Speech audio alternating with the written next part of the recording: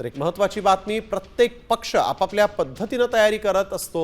2029 मध्ये भाजप किंवा शिंदे सेना स्वतंत्र लढू शकते, असं मोठं विधान शिंदे सेनेचे नेते संजय शिरसाट यांनी केलंय। तर प्रत्येक पक्षाला पक्ष वाढवण्याचा अधिकार असल्याचं उदय सामंत यांनी म्हटलंय।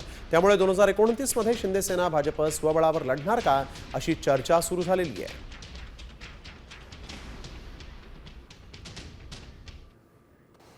29 ला भाजप स्वबळावर लढणार का? लढू शकते ना। शिवसेना स्वबळावर लढेल का? लढू शकते।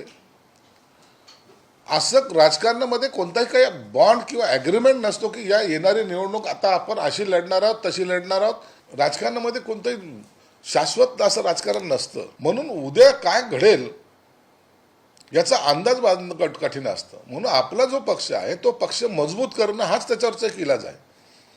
म्हणून आम्ही युती होईल का नाही होईल यावर चर्चा करत नाही, पक्ष मजबूतीवर आमची चर्चा असते।